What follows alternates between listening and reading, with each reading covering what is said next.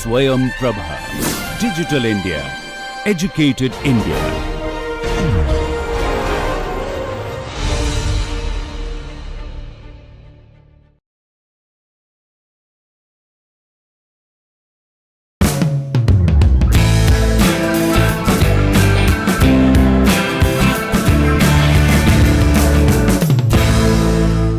So anyway, it is topical that we are looking at transient conduction where things change with time, okay, as with any other situation in life. So in fact this is beautiful. Yesterday we saw the one dimensional unsteady conduction. We can have three regimes.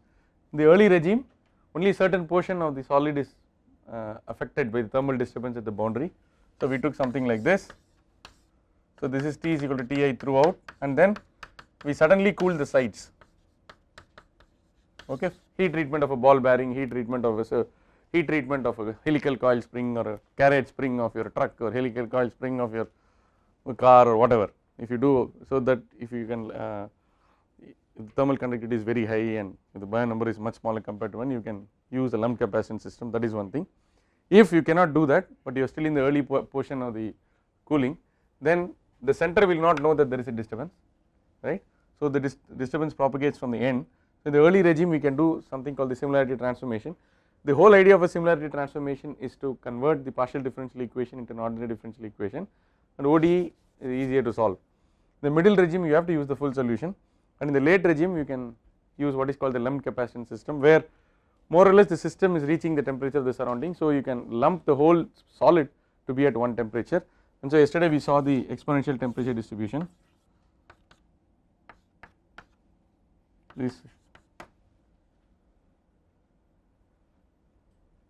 right, even if you plot, lot of systems in real life follow this. Last 10 days if you plot the attendance in this course versus time, it will follow it is theta by theta is e to the power of minus t by tau, okay. So that is the law of nature, that is exponentially decaying, okay, exponentially decays with time. So that is the solution for the lump capacitance system. Now in yesterday's class I looked at this, we looked at this early regime where we introduced a similarity variable called eta. Eta is x by 2 root alpha t. Temperature is a function of both x and t. Therefore if you introduce x by 2 root alpha t, it is an intelligent choice of two variables combined in such a way that when you work out, when you get when you try to use the similarity transformation, automatically the PDE is converted into an ODE. Yesterday some people had a doubt, there was no problem with this. D of temperature by D of time is dt by d eta, because temperature is a function of eta only, into d dou eta by dou t. This is like this. Now we got dt by dx the same, dt by d eta into dou eta by dou x. So dou eta by dou x is 1 by 2 root alpha t, that is given here. But when you are going to do dou square t by dou x, first you do dou by dou x of this. Once you do dou by dou x of this 1 by 2 root alpha t has got no business with x, so he can be pulled out. So you just pull out 1 by 2 root alpha t, then you have got dou by dou x of this. Dou by dou x of this is d by d eta of this and dou eta by dou x. Once you do that, then this alpha, all this get cancelled, then I again have that x by root alpha t. X by 2 root alpha t is eta, therefore x by root alpha t will be 2 eta. So d square t by d eta square plus 2 eta dt by d eta equal to 0. So this is a similarity, this is the ODE which you obtain by using the similarity transformation. The beauty of this is as follows. You can assume that let dt by d eta be equal to p, okay, then this will become dp by d eta plus 2 eta p equal to 0. So it will just become a first order equation, and apply the boundary conditions and you can solve it, and you will get what is called the error function. So it is a very simple way of solving a transient. So you have simplified the original partial differential equation, because you exploited the concept of limited thermal disturbance in the initial portion of the cooling or heating, okay. The whole of the solid is not affected. Now if you look at the boundary conditions,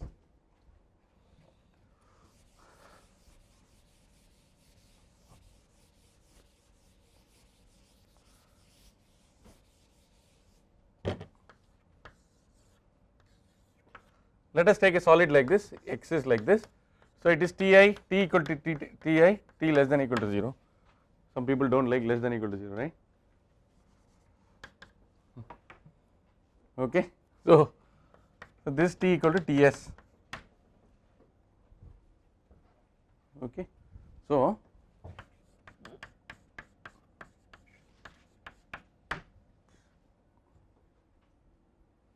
eta equal to 0 and eta tending to infinity.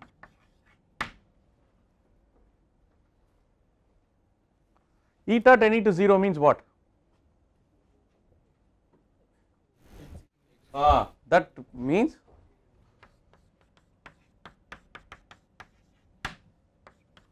eta tending to infinity is x tending to infinity and t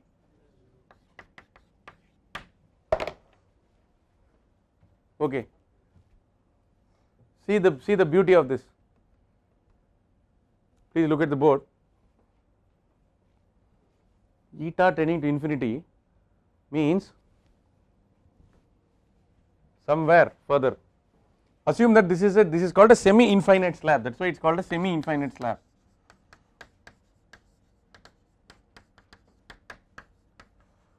At a given time, the penetration depth delta is much smaller compared to the L.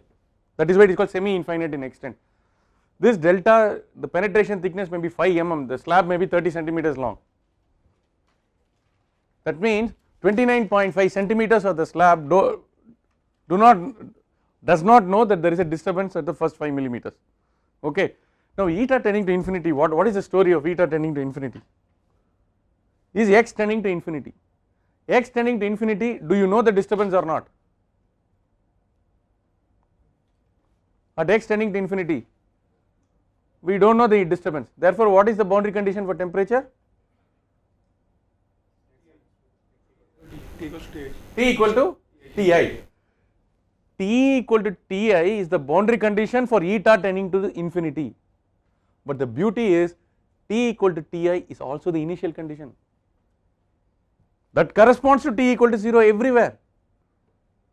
Therefore, by an intelligent choice of eta, you are able to absorb one boundary condition and one initial condition. That is why it beautifully reduces the partial differential equation into an ordinary differential. Because the original equation has to support 3 conditions, 2 boundary conditions on x and one initial condition on time, because you have dt by dt and dou square t by dou x square. Now it has become second order in eta. Therefore, it cannot support 3 conditions, but physically those 3 conditions are real for the problem. Therefore, this eta has absorbed 2 of these conditions into one condition on eta equal to infinity. Are you getting the point? So there is no degeneracy, there is no loss of information because we tried to use this procedure. Is the funda clear? Okay, now we will solve a problem in the lumped capacitance method.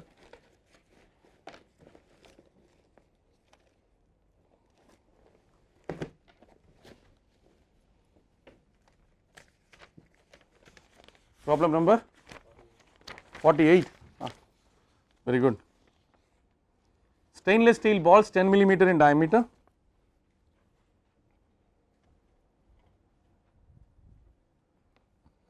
Stainless steel balls 10 millimeter in diameter are annealed, A-N-E-A-L-E-D, are annealed by heating to 1200 Kelvin.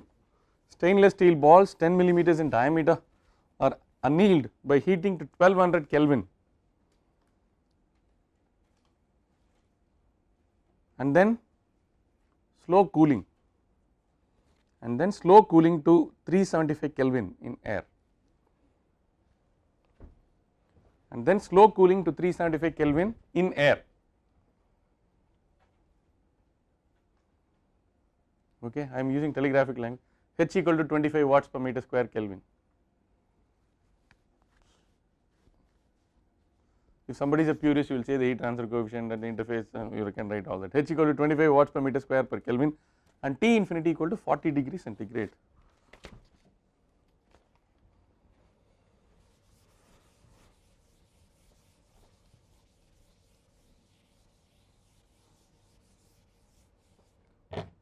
properties of stainless steel are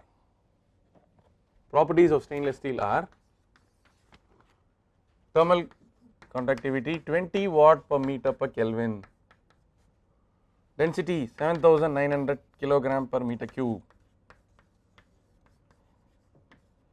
Cp 477 joules per kilogram per Kelvin.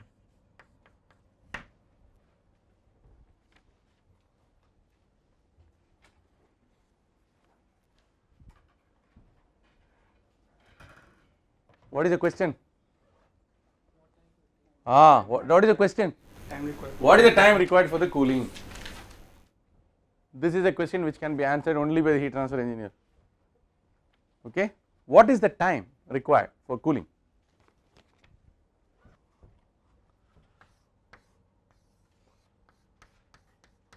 Okay,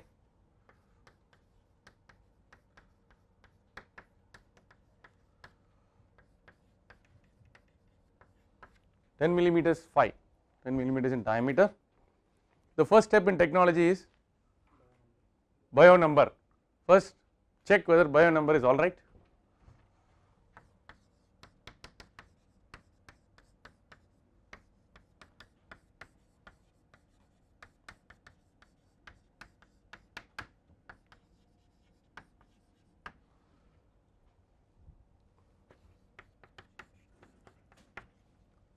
If characteristic length is not so apparent, take the ratio of the volume to area.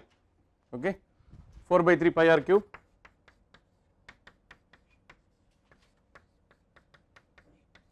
Similarly, you can work out for slab, cylinder, or even an arbitrary shape volume. Okay, so r by 3, r by 3, how much is it? 1.66.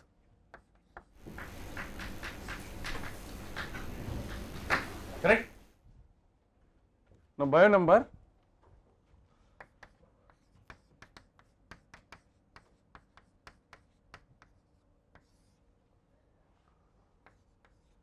so the bio number is ridiculously small. For a ball bearing and all that, blindly you can start assuming it is a lump capacitance. Good thermal conductivity, very small size, good heat transfer coefficient. I mean, it should not be too good, then H is in the numerator, reasonable heat transfer coefficient. So, what is it? Bio number? 2 point? I will put 2.1 and 10 to the minus 3. So, I will write like this: bio number less than 0.1. Therefore,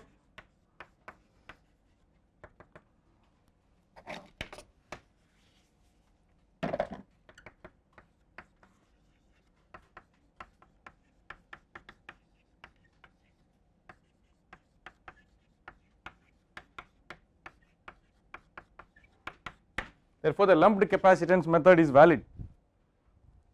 Okay.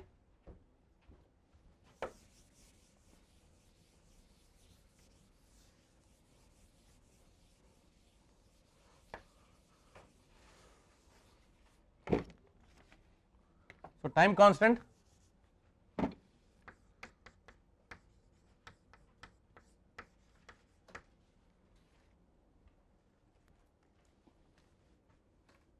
Umesh, finish. Okay. This is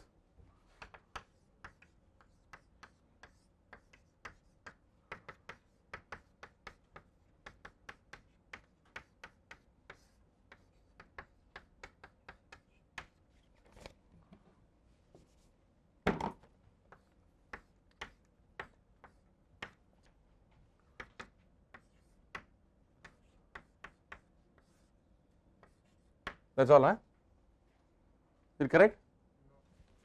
Yeah, I made some mistakes. What is it?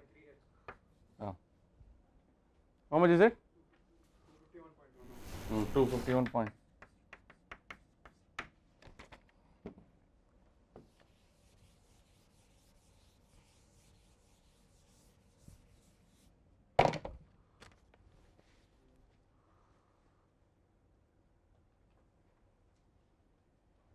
Okay.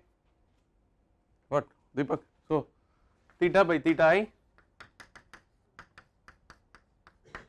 theta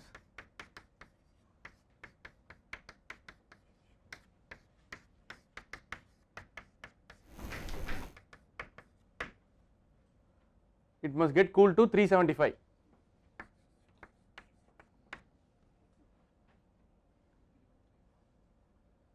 And 313 correct. 1200 minus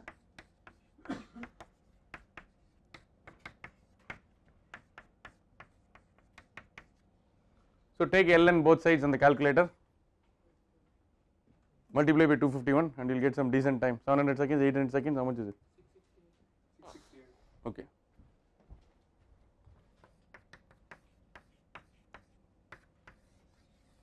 So after about 11 minutes or so, you can pull out the stainless steel ball bearing. It will come to this temperature. It's good. Okay. Suppose there is a radiative heat transfer.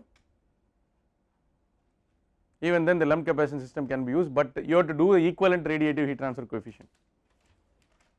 Right? I have told you the linearization t to the power of 4 minus t infinity to the power of 4 is t square minus t infinity square into t square plus t infinity square, t square minus t infinity square is t minus t infinity t plus t infinity. Combine all the terms and call it as HR, radiative heat transfer coefficient, into t minus t infinity and add it.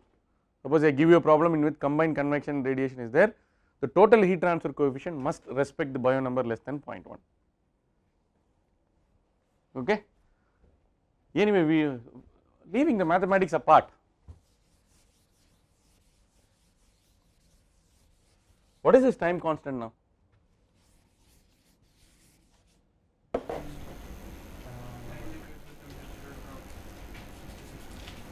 Time required for the temperature to drop to 66% of initial whatever, right? So theta by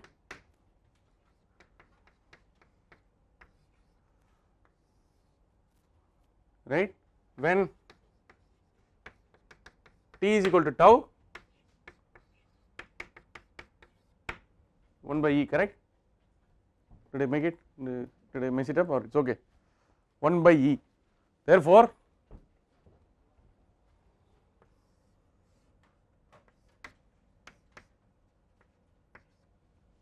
am I okay?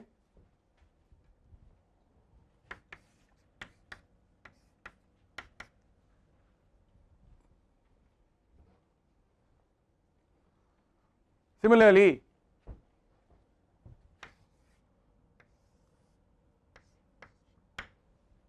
let us take T and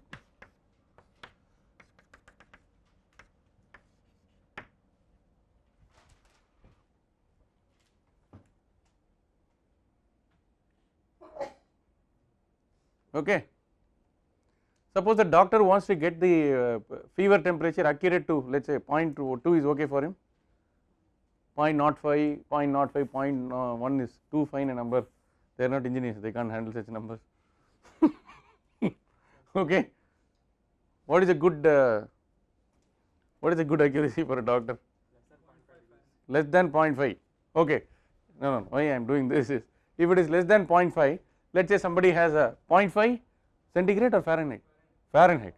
So we have to give some respect to doctor, man. So we will give 0.5 Fahrenheit, that is about 0.3 centigrade. Okay. So let us say that somebody has a fever of 40 is too much, 104. Let us say 39 is a decent fever. Okay. So so he wants accuracy is about 0.3. Okay.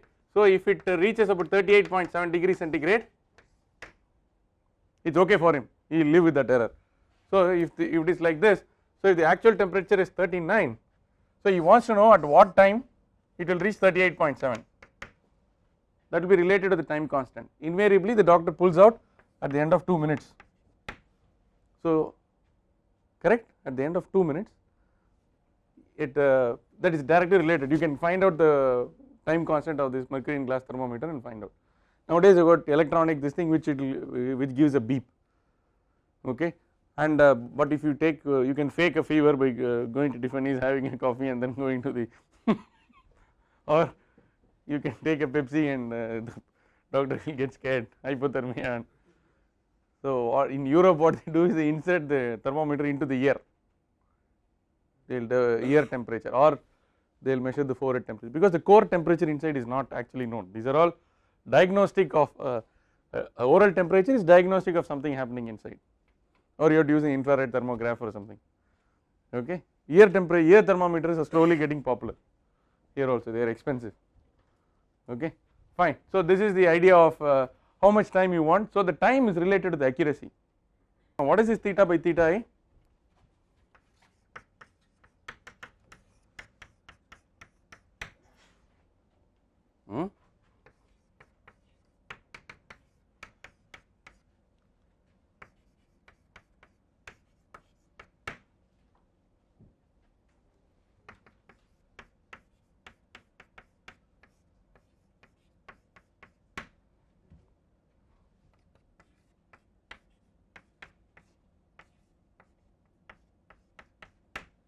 Is it okay?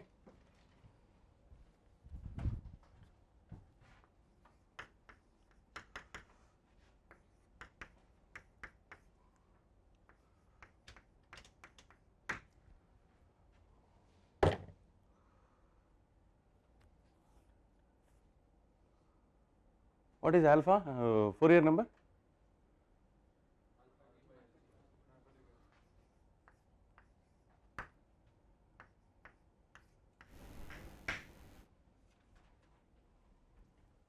What is it? What is the story now?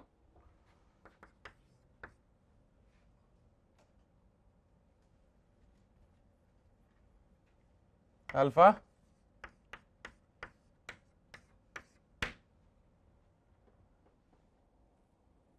what happened to the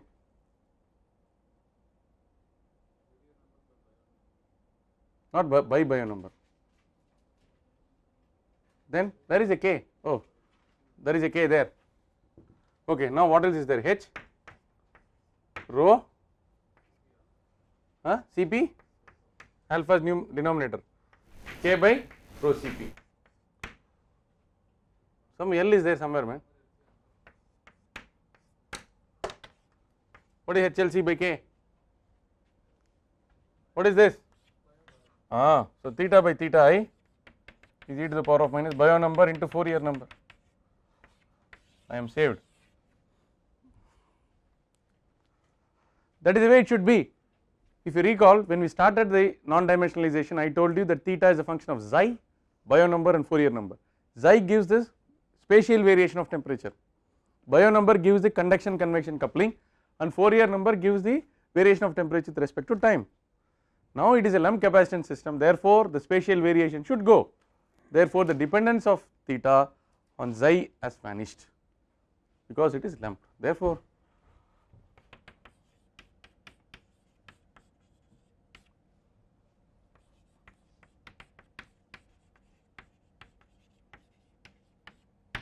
as it should be.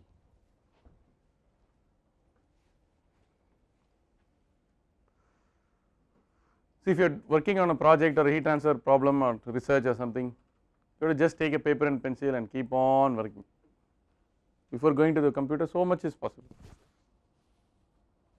Okay, you can extract lot of information without actually solving the equation by non-dimensionalization, scaling analysis, and that is how you get the physics. Okay. Now let us go to the last part. I will look at the, I did not tell you the full solution. The full solution will be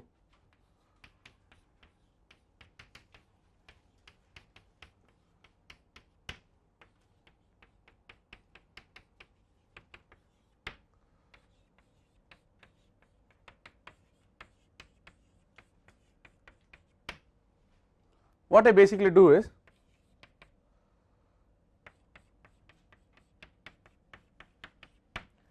I assume that theta is a product of two solutions, x of x into t of t, where x is a function only of x and t is a function only of t.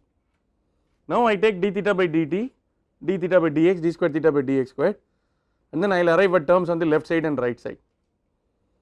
Left side will be a function only of time, right side will be a function only of x.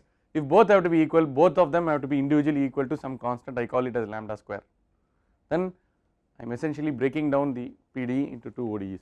I solve this is called the superposition principle.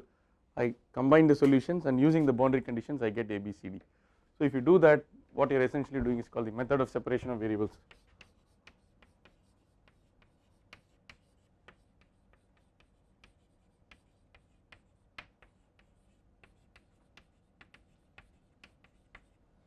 I should not put method of separation of variables here because the separation of variables has not come here. In the next 2 steps it will come when you put d theta by dx and d theta by d. Okay. So this is the full solution which is applicable for the middle regime as well as for the early regime and the late regime. However, for the early and late regime this complicated solution is not required. We can use the lump capacitance for the late regime and use the similarity variable for the early regime. Okay. And these have been solved and these are available, and these charts are also available. Standard heat transfer books and the so called data books will give you the various charts for theta as a function of xi, Biot number and Fourier number. So you have to calculate Biot number first, then Fourier number and find out x by L, and for cylinder, sphere and the slab charts are available in several textbooks. You can use it or you can program in MATLAB and get the solution right away. You can use MATLAB solution and use the PDE solver. Okay. Now the last part is we look at the Laplace equation.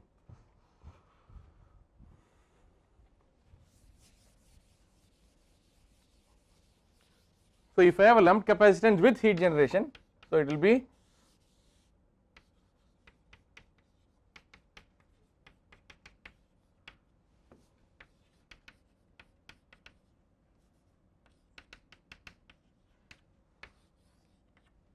that is I have a dipper heater, okay, immersion heater. Initially it will rise, then the temperature becomes so high that the losses will be equal to Q, then this will vanish, then Q will be equal to Hi into T minus T infinity, you will get the steady state temperature. Then if you switch off,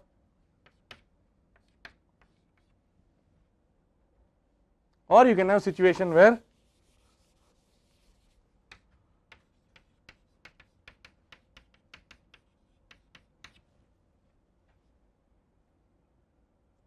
okay.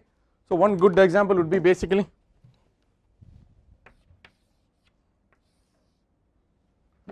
I am cooling some electronics in a spacecraft and then I am using a fluid, an organic fluid to cool it, then the fluid gets hot. That hot fluid has to be cooled again so that it can continue the cooling process. Therefore I can have a glass, I can have a device which is made of glass like this, then I can have an atomizer, a pump which just sprays these particles, oil particles. The oil particles move with a velocity. Now each of these can be considered to be spatially isothermal, and then if you know all the properties, and now if the ambient is just outer space at 3 Kelvin, the cooling will be accomplished. So the design will be what should be the length. If I know what is the velocity with which I push this drops out, what should be the length of this device such that by the time it comes out, so if it enters at 60, I want it back at 35 degrees centigrade. So this is called a LDR, a liquid droplet radiator.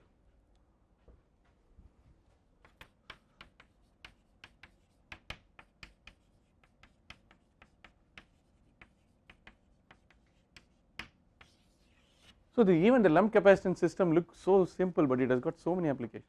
So Vinay, you didn't get it? Huh? Yeah. So the governing equation will be this.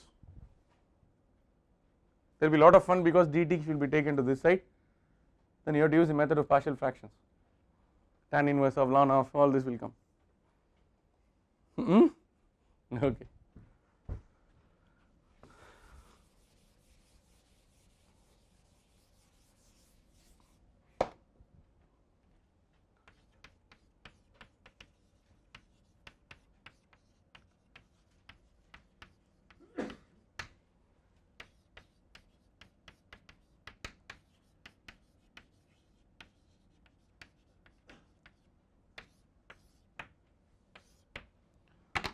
I can just give you a 15-minute course on finite differences.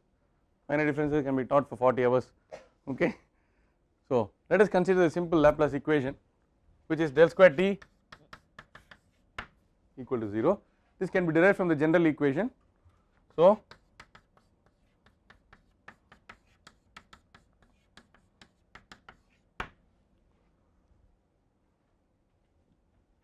if you had the heat generation term, it is called the Poisson equation. okay.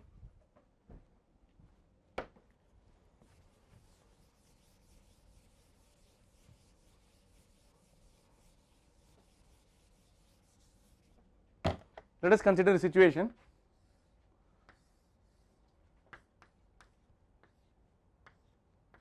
You remember when I started discussing the Fourier's law, this figure I used to discuss heat flux lines and isotherm. This is the 100-degree isotherm, this is the 0-degree isotherm, all the other isotherms will be like this. Is it okay? Now this can be solved using the method of separation of variables, but how do you solve it using finite difference? Let us take a square slab L.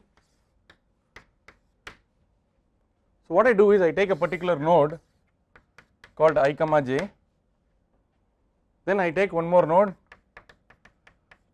I plus 1 j, I take here I minus 1 j, I take here I j plus 1, I take here I j minus 1.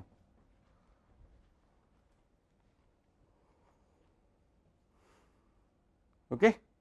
Now what I do is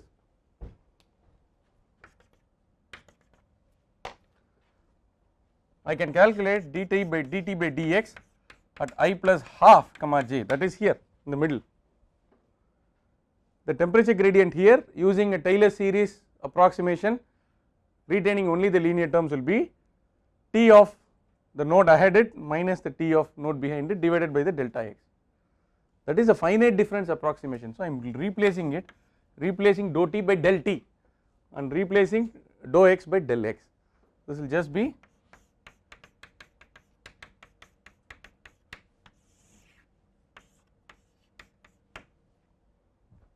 assuming that all the delta x's are same, otherwise I have to put xi plus 1 minus xi.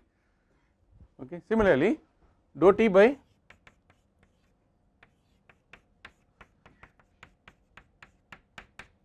I can take the derivative here, that will be T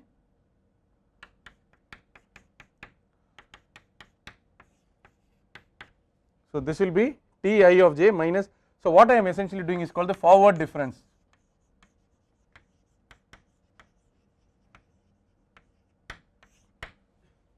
Is it forward difference? I am doing central difference, okay. Here I am doing central difference. Now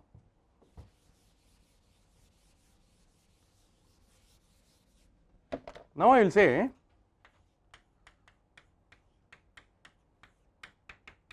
what is d square t by dx square at ij is nothing but dt by dx at I plus half j minus dt by dx at I minus half j divided by delta x, very good, because this is nothing but dou by dou x of dt by dx. What is this?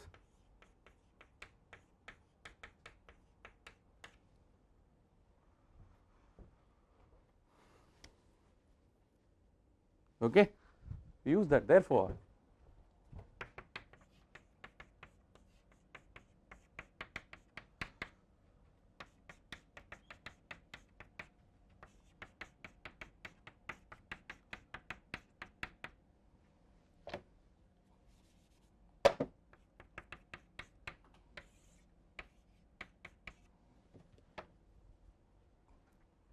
I got a central difference approximation for the second derivative.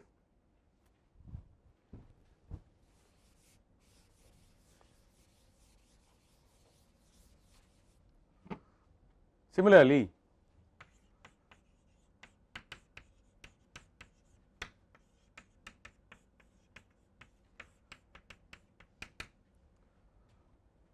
T I j plus 1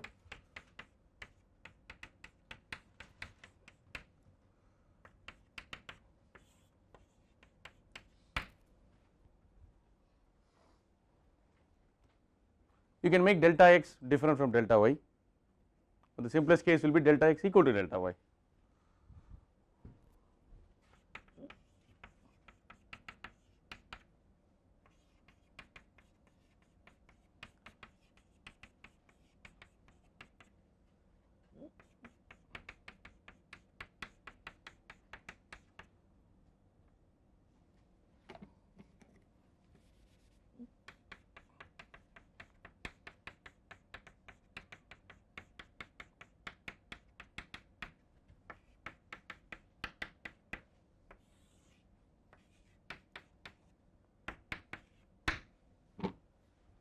Why are we doing all this? We want to get an expression for Tij in terms of its neighbors. What is the fun in doing this? This I can vary from 2 to n minus 1, the j can vary from 2 to m minus 1 if it is a non-uniform grid. Then each of the Tij's is related to its 4 neighboring nodes. Then when you do this at I, for I equal to 1 and I equal to n, for j equal to 1 and j equal to m, the boundary conditions are given to the problem, the 4 boundary conditions are given. So the boundary conditions will start feeding and you can solve the system of simultaneous equations for Tij's either using matrix inversion or Gauss-Jordan elimination or Gaussian elimination or Gauss-Seidel method. All the CFD software work on essentially this. Finally you get a system of simultaneous equations for a particular node Tij. Instead of Tij you can have Uij, U velocity, Vij, rho ij for the density or concentration and all that. However, it will not be the diffusion equation. Apart from diffusion you will have the convection or the advection terms U dou E by dou x plus V dou E by dou y and so on. Okay. This is essentially numerical heat transfer.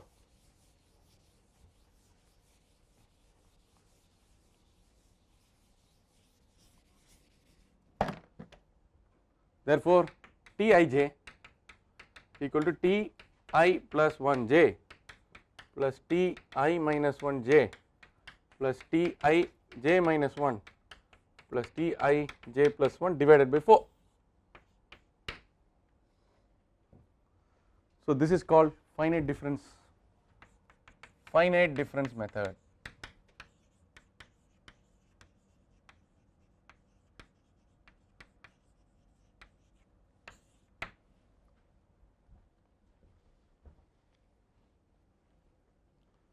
Okay, please look at the board. I can derive the same equation in a slightly different fashion.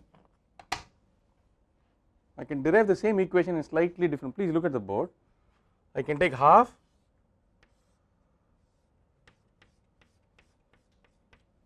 so my control volume is delta x by 2 into delta y by 2.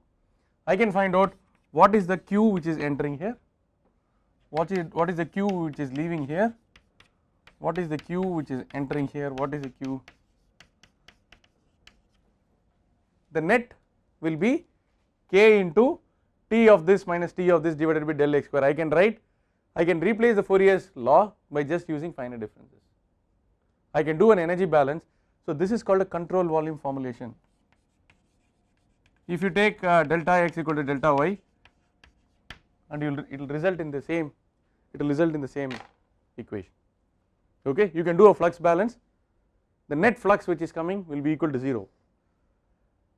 Actually when you say that the net flux is equal to 0, you are actually integrating the governing equation once. So essentially what I am using is the integral formulation of the governing equation. So the finite difference uses the differential formulation. The finite volume and the finite element method will integrate the governing equation. Integrate means what? We are across a volume we are finding what is the story. Okay. Anyway, let us not get into that, we will get buried deeply. If I have 1 more hour I can derive it, I will derive it for the Poisson equation, but now there is no time. So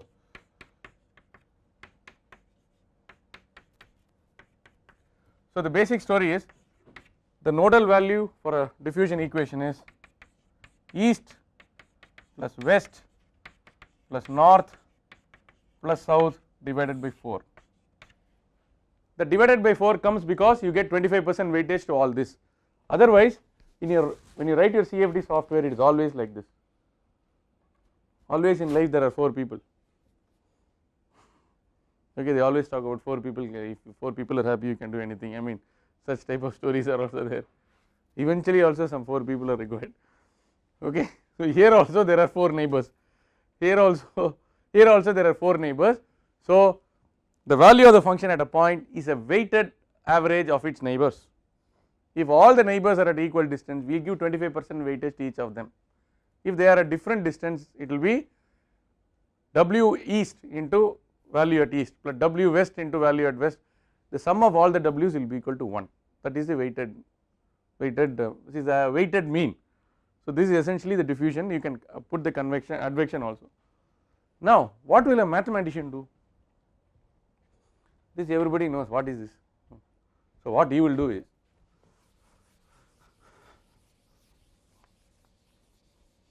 so what will be a quick answer to this problem?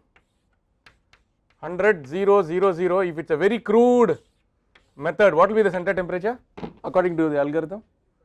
25. So this is the first program, whoever wants to do BTP with me, this will be the first program I ask them to do. Solve it using finite difference and prove that the center temperature is 25. You have to change the number of grids. So the center temperature will approach either like this or it will approach like this. Okay, this will be number of nodes. When it has reached somewhere, then you say it is grid independent. Okay, these are all part of a numerical study, of any numerical study. So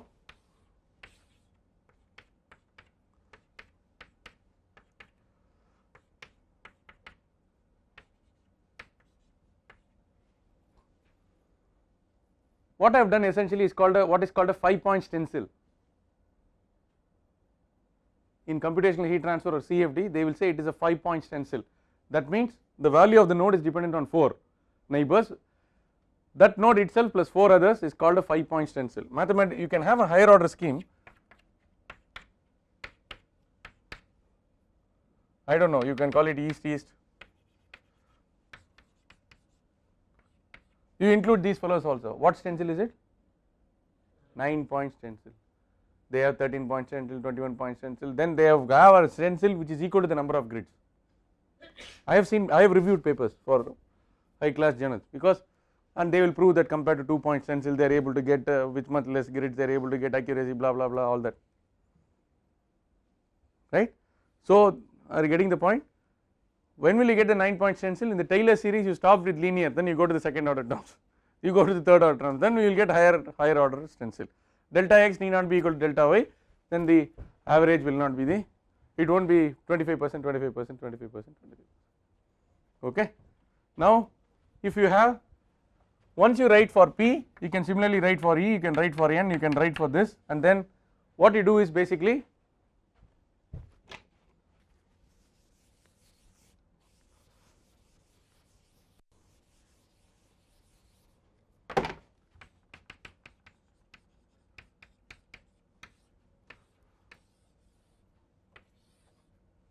suppose I give you a problem,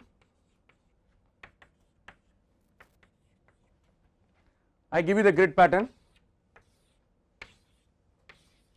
Suppose in the exam I ask you a question like this, there is a square slab 10 centimeters long and 10 centimeters wide and one unit depth in the direction perpendicular to the plane of the board. The various boundary conditions are given, there is no heat generation, constant thermal conductivity, steady state, blah blah blah. Then using any iterative technique, using a central difference approximation, get the temperatures T1, T2, T3, T4 to a reasonable accuracy. Problem will go like this. How do we solve this problem?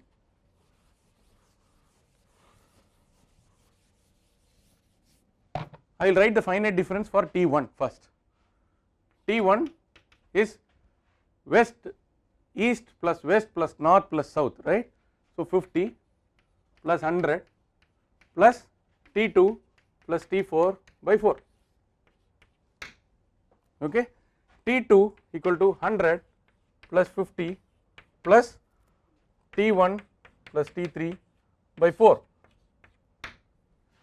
T4 equal to 50 plus 50 plus what T1 plus T3 by 4.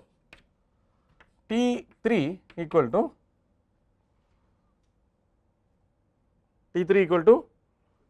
T2 plus T4 plus 50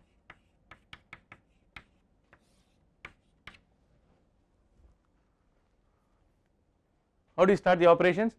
Let T1 equal to T2 equal to T3 equal to T4 is equal to 70 degrees centigrade, first iteration. Okay.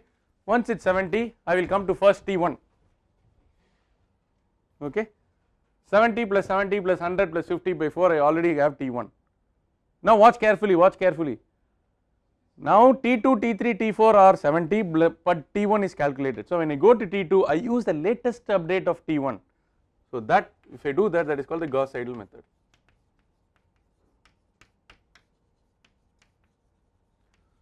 It has to satisfy diagonal dominance and all that. Fortunately, it automatically satisfies. You don't have to worry about this here. Then you will get T1 and T2, get the latest updates, and at the end of the first iteration, compared to your original 60 degrees assumption, find out how much T1, T2, T3, T4 have changed. So you can put a criterion as sigma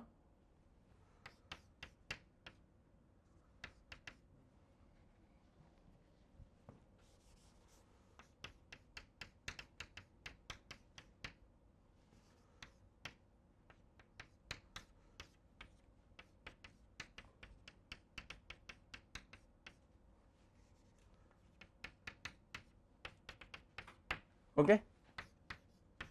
This is called the norm, R squared norm. You can put a norm, that is T1 previous iteration minus old iteration square plus T2 previous this iteration minus whole square, and then this R squared must reach a reasonable value, 10 to the power of minus 4, 10 to the power of minus 5.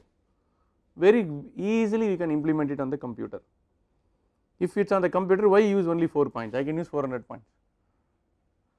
But whether 400 points are required or not, if you are trying to establish that, then you are trying to establish what is called grid dependence or grid independence.